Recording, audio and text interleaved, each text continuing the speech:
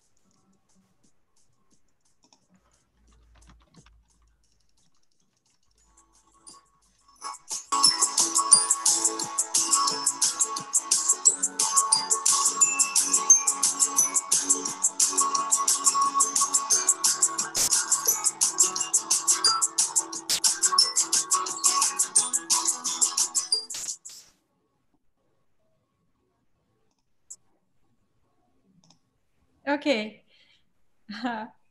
Joshua, hi. Can you tell us a little bit more about what you're doing in the moment? Where are you? How do you feel? And just a little bit more about yourself in general. Yeah. Hi, I'm Joshua. I live in Belgium in the north side together with my boyfriend Frederick and our cats, and we have a baby on the way. We are, I think, like most people, in lockdown right now for the 5th week, and we have another 2 coming up at least. Yeah, it's getting a little bit boring to not see other people or to not be able to go out and see our friends and family, but I think we're actually really lucky. We live in the woods, so we're not hungry. We have a lot of space, so pretty happy for now to have a break from the crazy world we live in. So been enjoying it to redo my portfolio and work on my new website. And can you tell us a little bit more about your work? What are you photographing at the moment, about the day in life sessions, the wedding, and in general, what is your passion in photography? I love to shoot kids. I shoot portrait sessions, family sessions, and weddings. Mainly the wedding clients that I attract, they come because they love my children photos and they're getting married with a lot of children. So I really love to do those. For children and family photography, I shoot portraits as well as day in life sessions. I like to do both. It's more of a style exercise to make spontaneous portraits, and then really, how can I say it?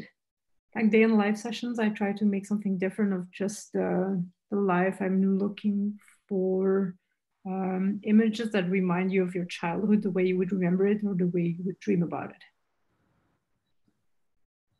And how long are the day in life sessions? How many hours you do spend with the family? That's a really good question. It changes all the time. It has changed. I started out shooting, we talked a little bit before. I started shooting a lot of sessions for myself to build a portfolio and to practice. And I used to actually spend a whole day with the family. I would sleep in if it's abroad, or go really early and leave when the kids are in their bed. Of course, business-wise, it's an unsustainable model because it would have to be very expensive. And I realized also that I don't necessarily need to spend this much time with a family to grasp an idea of the connections and of the dynamic between the family members. So I started cutting it down, first to 8 hours, which is still a very long time to shoot. It's very tiring. Then to 6 hours, and right now my day in life sessions are 4 hours. Is it enough? Is it a real day in life? Some people think it's not. I just don't really mind that it's not a real day. I think for me 4 hours is enough, as well personally, because it's good enough not to be too tired, but also I feel I have the images that I need. Sometimes if I don't have them, I'll stay a little bit longer. But I think where I'm standing as a photographer, in 4 hours, I can make something that I'm happy with, that grasps the image of who the family is, connection-wise. I do portrait sessions also of 1 hour, and I am now offering some kind of hybrid in-between session for 2 hours, because I see budget-wise, sometimes they're a little bit stuck in between. They want the portraits because they want the pretty pictures for the grandparents and to share, but they also want the spontaneous ones, so I'm doing a little bit of both.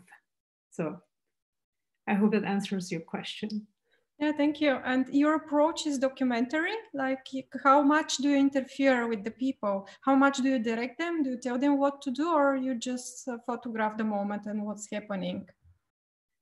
For the portrait sessions, I am telling them where to go, not really what to do. I'm working with starting points. It means I'll tell them where to start.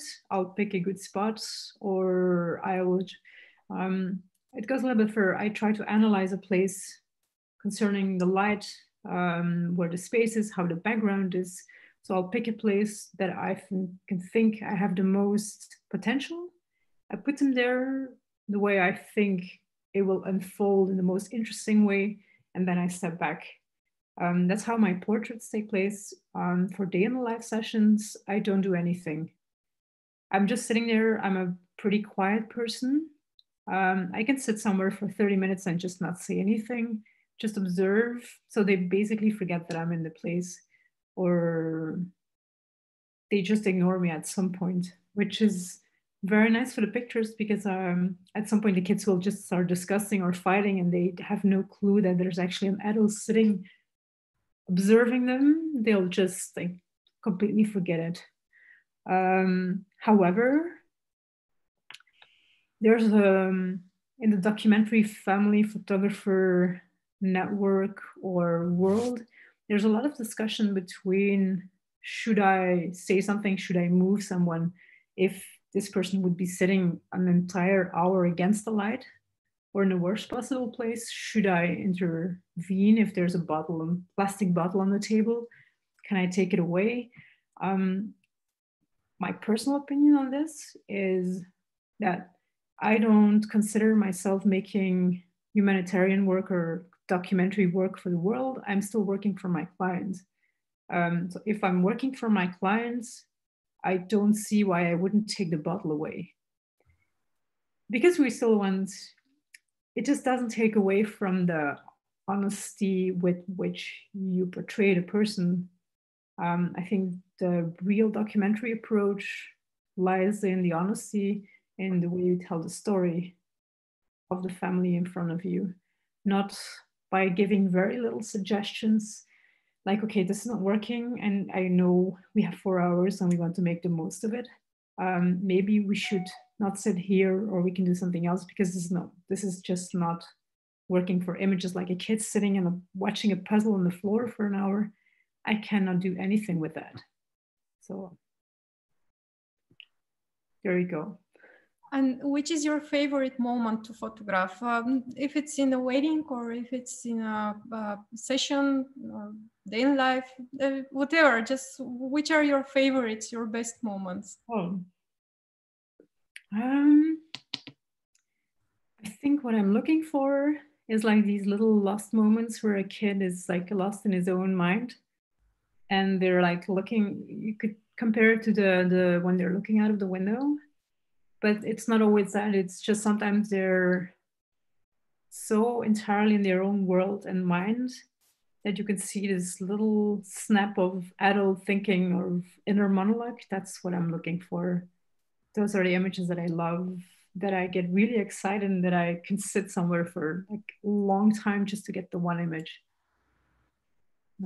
And how much communication do you have with the people prior to the photo shoot?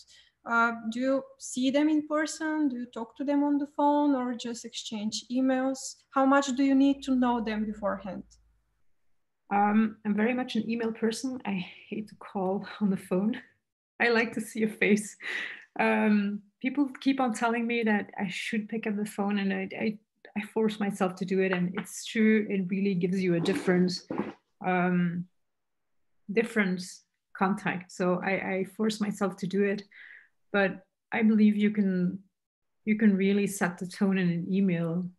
So I try to follow the person in front of me. If they keep on calling me, it means that they're more comfortable calling, so I call. However, I don't like to know too much about them. When I come in, I like to see who they are, ask questions, and that's part of them getting to be comfortable with me talking about themselves. If I already have all this information, I can maybe go in deeper.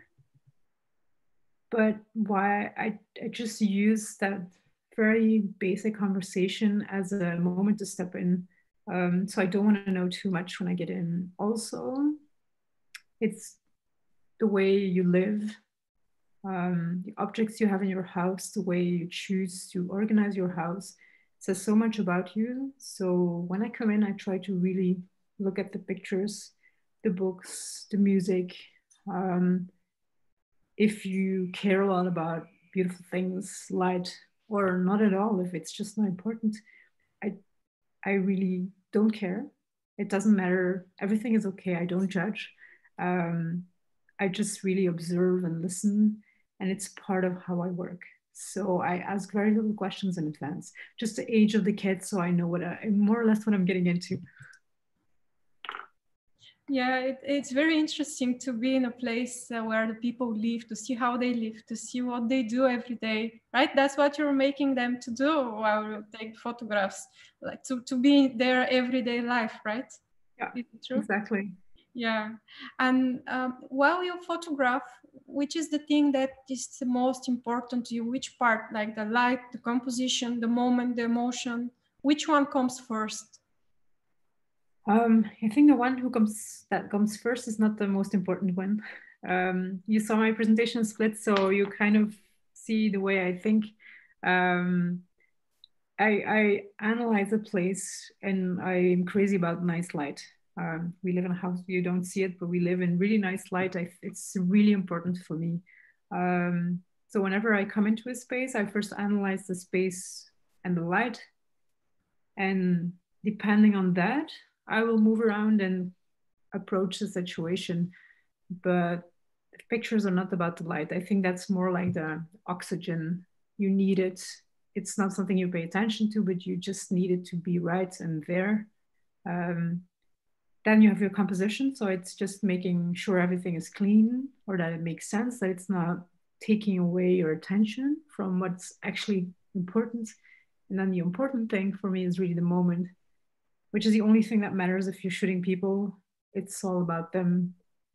And everything else needs to help you read the picture or point your attention to whatever is happening or adding something to the story. And I think what's really most important in this part, what I'm looking for is connection. And there's a very important difference between action pictures and connection, where you have a true form of interaction between two people. That's the essence, I think, for what I'm looking for. And for sure, sometimes you have very good connection with the people. Like you feel, you know them, you feel they're your type, your kind of people. But what happens when you enter in a family house, in and you see that the people are not the kind of people that you are interested in, that make you feel creative, that inspire you. What do you do then? How do you help yourself to handle the situation to make good photographs despite of this? I love that question because that's something that we encounter often. It's easy to get excited when everything's perfect. It's not so easy. I think it's hard to say something good about yourself, but I think one of the things that I like about myself is that I think I'm really good at liking people or finding something in people that I like or seeing the good. So I can make that switch fairly easy. But if the house reflects this whole mood, it's harder because it's just hard to work around a lot of things that you don't want in your pictures. I usually try to avoid everything that is very specific, reminds you of very specific things of today or cartoons of brands. And if the house is full of that, I used to get easily annoyed. Right now, I see it more as a challenge to work around it. And sometimes I just let it go because obviously if people like that, it's not up to me to judge. And I don't care because I don't live there and I'm not them. But I do see it as some kind of a puzzle or an extra challenge to make something that still resonates with how I see the world and how I see family life and pictures and the kids. So it's like a wedding. If everything goes great and the weather is beautiful, yeah, it's kind of easy. If everything is difficult, it challenges you to go the extra mile and to be more creative somehow. So. And what is the difference when you photograph a big family with 4, 5, 6 people in it, and when you photograph a family that is just of 2, of a mother and a child, for example? Oh, that's a good one. It's really easy to get carried away with 6 people because it's so exciting because there's a lot of stuff going on. I tend to absorb the energy. So if it's really exciting, I get excited. So I really have to almost manage my breathing to not go completely crazy. But I'll be really excited. If the mood is calmer, I'll just be very calm. And it doesn't really matter. I like to shoot different things. If it's always the same, I get really bored quite easily. So if it's one day A and the other day B, it's perfect. I'll just go with the flow. And how do you prepare for work? What do you do before you go to photograph something, waiting session, whatever? I'm a very systematic person, so I will prepare my bag always the same way. I'm a little bit chaotic, so being systematic is my way of not forgetting anything and having a peaceful mind. So I prepare my bag, prepare my cards, make sure everything, I always have too much of everything. Too many cameras, too many cards, too many batteries. I shoot Fuji, so I have like 14 batteries. That gives me peace of mind. I'll be early. And one of the things that I learned in the past from many other great photographers is under promise and over deliver. So I'll always try to go the extra mile. Make sure people really feel appreciated. And that they see, I love to work with other people that work hard, and I work hard when I'm shooting. I will, however, take a few minutes off now and then, but I work hard, so I'm prepared. I slept well, I've eaten before I come, I have snacks on me, so I don't feel annoyed if there's nothing to eat or to drink in the house. I'll just have everything on me. I'm ready. Like you prepare for a road trip or to have a long hike.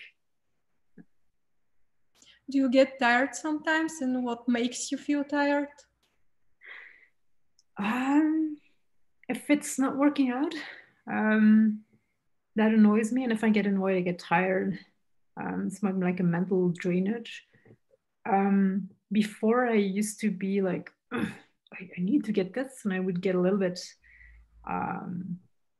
intense to myself, like, why aren't you making anything of this? And with age, I learned, like, just sit down, sit at the table, have a nice conversation with the family, have a drink.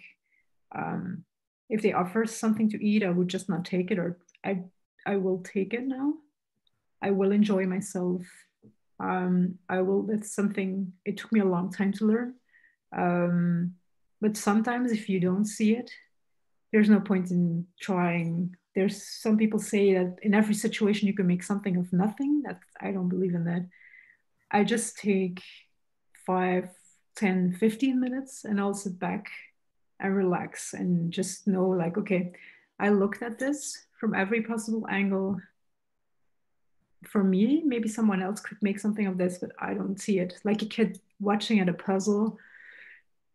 I'll just sit at the table and enjoy myself, get rested, and then when he does something else, I'll have the energy and the mood, and maybe I'll learn something in the conversation with the parents that might help me out later in the session. So. And can you tell us a little bit more about the technical aspects, like what cameras? You said Fuji, but what lenses? How many cameras do you use? How many photos do you take during a session? How many do you deliver? Things like this. Okay. I have been a photographer for 13 years, and until 3 years ago, I used to be Canon. I think, like many people, I went up, like bigger camera, and at one point until when the X, like the beast, it's an amazing camera, but it's super heavy, and I was getting back trouble. So at some point I had to decide to downscale.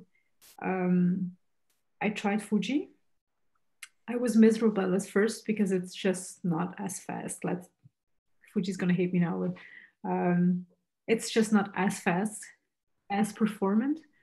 So it took me a while, like a few months, to the struggle, like, do I really want to shoot Fuji? Or do I want to be held back by this?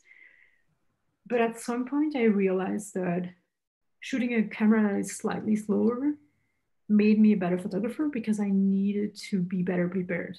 I could not afford to lose my attention for 1 minute, because with Canon you would pick up your camera and you still have it. Fuji you don't. So you have to keep on observing and you have to be better prepared for what's coming. I also realized having very light gear. So I work now with the 2 X-T2s, X-T3.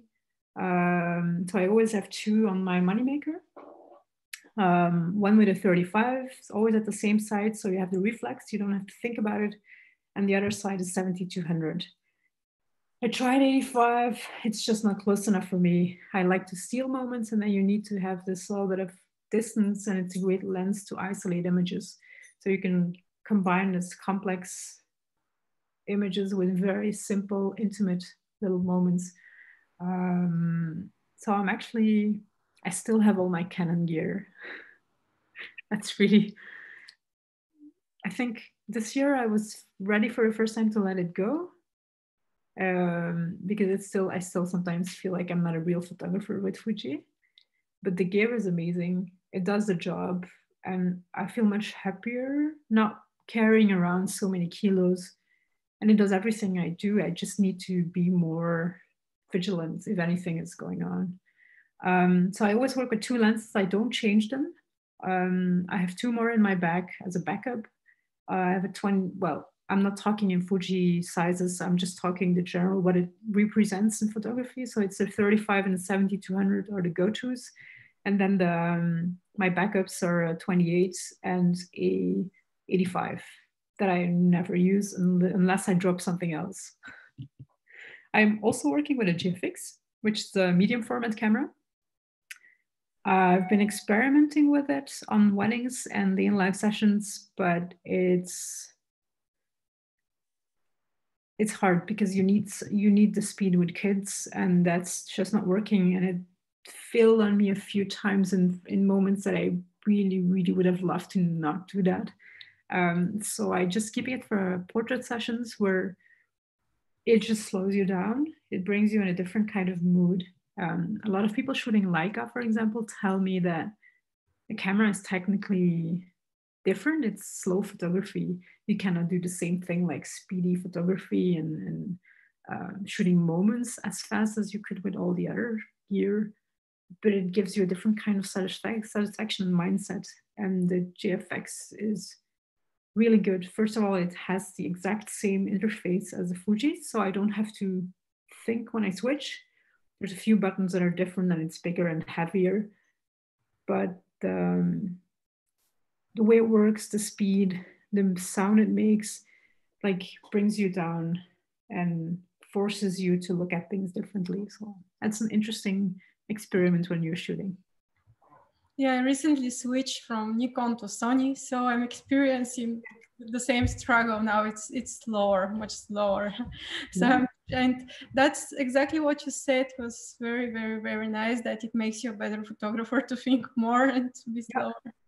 And how many pictures do you take on average per session or wedding? That's my dirty little secret. Sorry. Yeah, it's okay.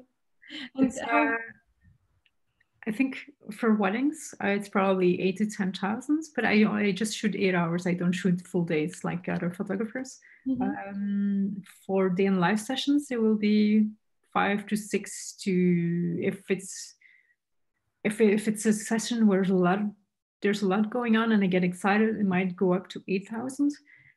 Portrait sessions, I'm usually at 2,000 to 2,500. And the weird thing is if I shoot for an hour for a portrait session and I don't have 2,000 images, I know I'm missing something.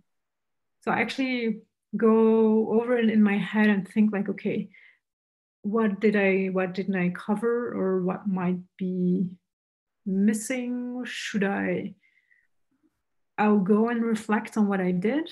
And usually I'll just tell them like, okay, let's try something else, or let's do it this or that. And afterwards, I'm always happy that I did, because it's super weird how you build a certain consistency in the number of images. But whenever there's a moment happening and people come together, I tend to like shoot through the moment. So I know more or less 2,000 is my magic number. I will, after culling, I will keep like 200 to 300 from the first cull. Those are the ones that I keep. There's the useful ones, and for a portrait session, I'll give people 50 images. I'm putting it down, so I'm selling files now. So there's a limited number of files in my packages. Kind of a different way of working to before, where I just gave everything. And then for a day in live session, it goes probably 100 to 150. And nowadays people get 50 files. And then they can choose to upgrade or take them all. So it also motivates me this way to like shoot better, so they want more. Yeah, thank you. That's usually what everybody is asking, all the photographers. So we had to make these questions. And where do you find inspiration? What is the thing that moves you go on, that makes you go on? Like, what if you see a movie or read a book or just experience something? What is the thing that most inspires you? It's a good question. I used to look long time ago. I used to look at a lot of other photographers. I stopped doing that. The last few years, I have stopped following anyone else. I think I follow 5 or 6 photographers, and I just stay away from everybody else. I look at different kinds of photography, as well fashion, as portraiture, as documentary, even fine art photography that I didn't understand as much before, but I really learned to appreciate it through the years. I like to read. I like to watch movies. And I have to say, for personal reasons, I stayed away a little bit from photography the last years, and I read a lot about relationships, body language, and that really helped me to see other things that I would have probably missed before.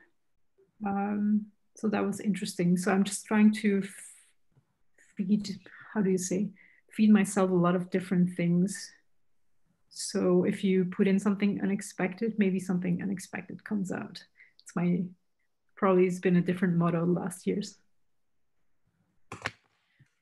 When were you surprised last? Like you went somewhere and something very unexpected happened during a photo shoot. Oh. You recall something like this? Something strange and unusual that happened? I don't remember anything like right now. Maybe I'll think of something in an hour or so, but not immediately. And something hard, something very hard that happened? Some problem that you encounter or some story? I have this horror story from 10 years ago, as when I just started out. I think in my second year, I tell it sometimes when people are not bringing their second camera along for the first dance. I'll tell this story and then they're like, "Ooh." I shot a wedding and I had two Fujis. The Fuji still made the DSLRs at the time, so when I just started out, and you could push it up until 1600 ISO, but then you were already on very slippery slope. And I think by the morning, some of part of the camera broke, so one was down. I had one left of my two cameras. My flash broke, so I had one left too, and then the second one wouldn't work. So I think by the time of reception, I had no more cameras. I had nothing left, and I somehow convinced the groom, who had semi-professional gear, to give me his camera, and that's how I finished the wedding. I had my heart beat so hard that day. Yeah, it's nightmare. It was before you knew all these photographers and you had social media, so you could reach out via WhatsApp and you reached like 100 people. So I remember calling my best friend, she's also a photographer, crying on the phone like everything's broken. And I didn't shoot one session by myself for a year. So every single wedding that I had booked in the year after, for a good year, I shot with the second photographer, with my friend, because I didn't like it anymore. With every single camera system that I had, I've had stuff break down. My 1DX broke down on the first week. It's a 6,000 euro camera. It was just gone. So I learned to be prepared for a lot of, I plan for the unexpected when I shoot, because I hate to be stressed out. I'm not at my best when I get worried. So I just plan for the unexpected. So not much happens that I'm surprised by. If something breaks, I know I have enough backup. I always have at least 3 cameras on me, several lenses, flashes, batteries, pants, shoes, whatever you can think of. Yeah. Is there a line between clients' expectations and the photographer's artistic vision? Do you have some examples? Something happened to you when you didn't meet the client's expectation? Just tell us about what you think of these situations. I think it happened probably longer ago. It's hard to give a very specific example, but I think it happened in the past. I think I just gotten better at reading people, that sometimes, especially when you shoot day in the life, people have this image in their head, so they book you because they saw one very specific photo. You often have wedding clients like, "Oh, we love this photo on your website," and then they build something up around that. And somehow your gut says, you know, that they like something else, or they have different expectations, or their families have different expectations. So I think a long time ago, I probably had a few clients where the expectations were not met and there was disappointment. And I still felt like, okay, I really did my best here. Maybe it's not my best work, but it's still good enough. I think growing up, getting older, I just learned that our expectations are not always black and white, and we don't always understand them ourselves very well. And it's like shooting a wedding, you're just not shooting. People can like documentary, but you still want to make group shots because they're important. You still need to please the parents with some classic images because they are often paying for a part and they want this. And if you can just get over your own view of what the wedding should look like, you're going to make a lot more people happy, which means the couple is also going to be more happy. I think I do the same with family photos. I'll like tweak the more classical images so that they're still me, like there's still a kid crying, but I'll also give the nice one where it's smiling, because I know their grandparents will be happy with that one. They'll appreciate the other one if you give them both. But I think being able to wander around in the expectations that your client has and might not know can avoid this kind of, because only if a family has a certain budget for photography, I think this is an interesting thing that I discussed with colleagues who are trying to sell day in life sessions, is if your family has a budget for photography in the year and they want to book a session, they'll probably want to get the most out of it. It means you will as well want an image of your family because you love the day in life images you see. But if for that budget, you can also just get a few images, even if it's just one or two, that pictures you smiling and beautiful, not just raw and real. I think everyone would say yes to that. So I think it's also our place not to be stubborn in our own artistic vision of what style of photography we have, but that we should try to move ourselves in the minds and expectations and the life of our clients. I hope that was a long answer. Do you try to tell the story with one photo or with a series of pictures? Which is for you most favorite? Which do you prefer? I like simplicity, so I tend to sometimes shoot too many simple images because I like to steal little moments.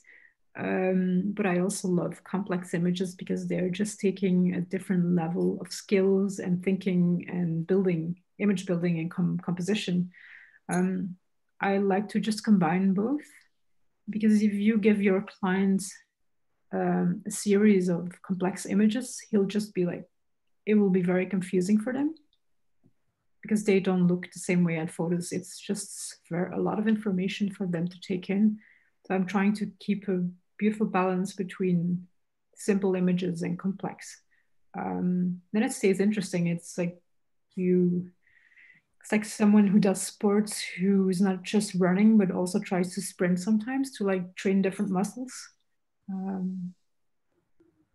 Yeah, and then you get a fuller session, a more complete result for your client. Thank you. Do you work on a specific project now while you are staying at home? Will this period of human history make you overthink life, work, and everything? This is a question from YouTube. I'm not working on anything. We're not supposed to go out, so I don't want to risk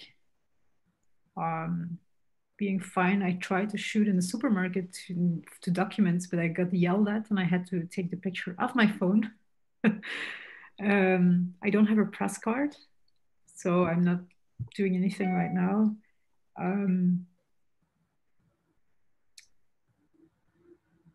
What I take out of this, it makes you think about the human interaction, how much we need touch and just closeness. And I've been really wondering how we're going to picture closeness without people being close. So maybe it's like, I don't know how the weddings are in Bulgaria, but in You have, for example, in Belgium and the Netherlands, it's very different. The Belgians are very reserved, most of them. And the Dutch are very loud and expressive. And sometimes you think like, we're just not lucky with our clients because they don't show anything, but it's just challenges you to look different and to go dig deeper to find some meaningful moments and forms of connection. So I think probably this is going to be a good challenge. And these weddings of this type of time will also tell a story. I don't know. I've been thinking about it a lot, but I haven't really organized my thoughts about it yet. It's so much. There's so much going on right now. Yeah, it's still happening in the moment, so it's hard for us to make conclusions. We have another question from YouTube. Have you ever said no to a client when you first see them? After I see them. Or after you exchange emails or phone call, whatever, just have you said no? Rarely, but yes. If it's I just had it, I'm part of this network of business people in the neighborhood. And this guy came to me that he wanted to shoot his son with cars. I love vintage cars, but I don't like modern cars. It's at weddings I struggle to shoot them. So I just told him honestly, I can recommend someone, but I'm not the person for you because I don't like to do it. So it's not going to be good. If I feel, if the email is really bothersome and the contact is not going well, I'll sometimes just say that I'm not available. And I won't lose the energy of digging into why. I know now. It's like if I don't feel it from the start, it's just better not to do it. Or do it and challenge yourself to like get over your, whatever it might be that you're preoccupied about. It's a good idea too. Okay. Is there something that you would like to photograph, but you have never had the chance until now? Oh, wow.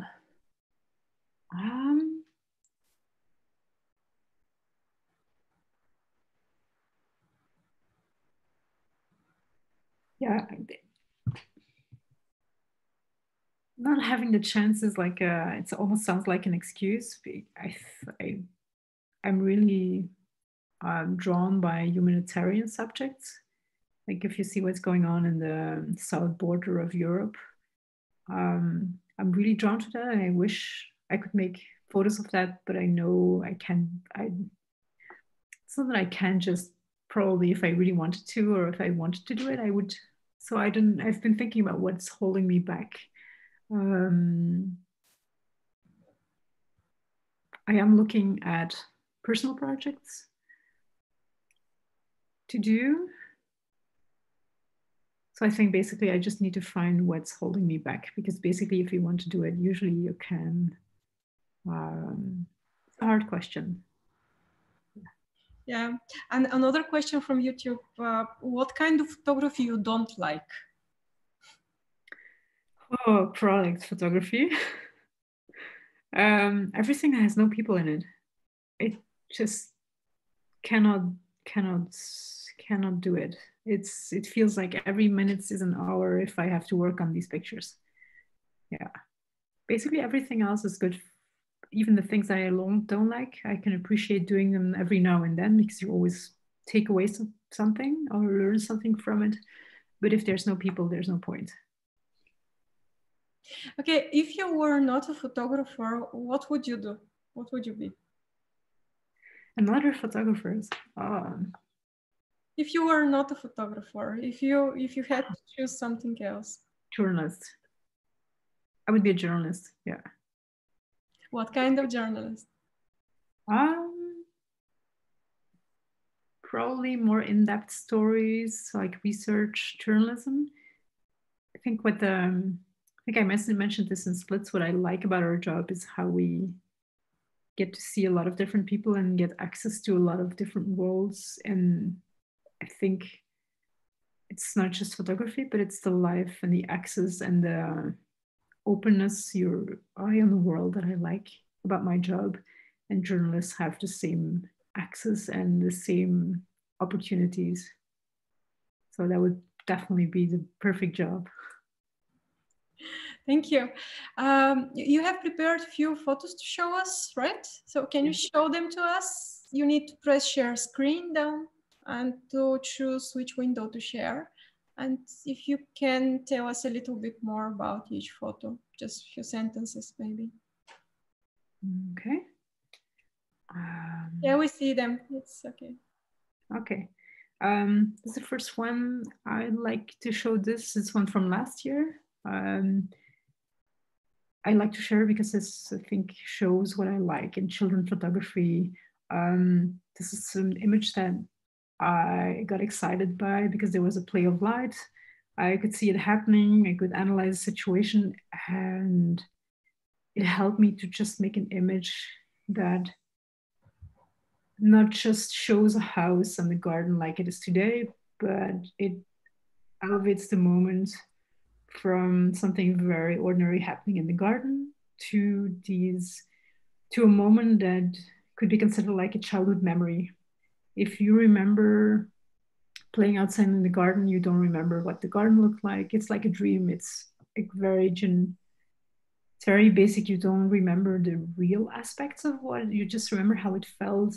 And this kind of image really works for me for that reason. I'll just share something else because I couldn't open them in one window. Okay, there we go.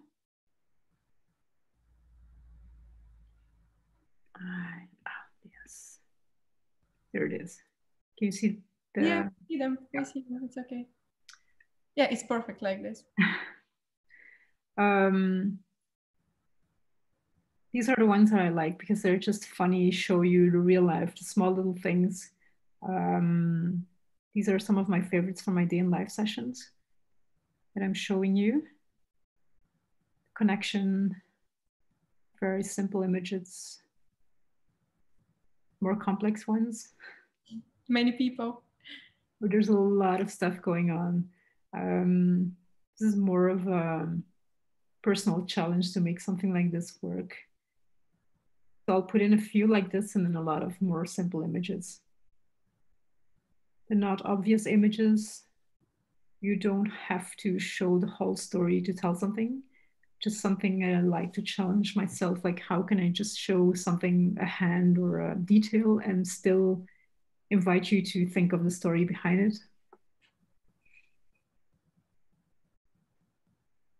Again, the magic of childhood, like being so many kids in the shower.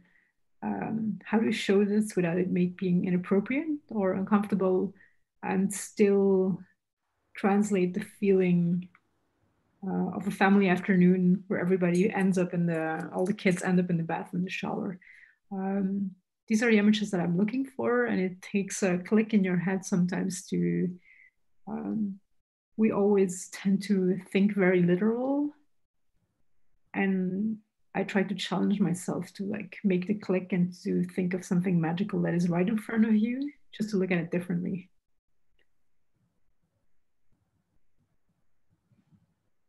So this portrait session. Again, something funny. I love how kids can be just crazy. This is my godchild. Again, magic, where you just lose the concept of reality in your image. It's no longer just a messy bedroom. It becomes something entirely different, like a magical place, a kid that is searching for something.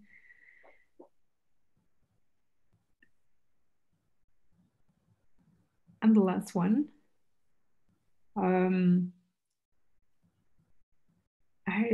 I told you earlier, I get bored really easily. So I'm always looking around and finding little seeds, looking for more complex composition. So when I see something like this and then the girl jumps in the back, that's just makes my day, makes me really happy when something like this works.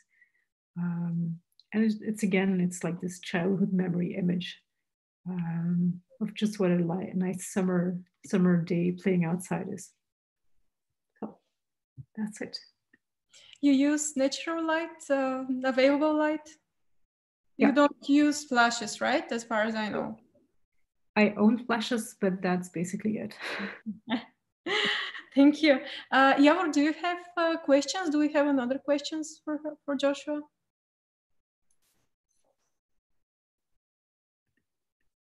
I think we did them all. Sorry, I was mute. I think it was all the question that came.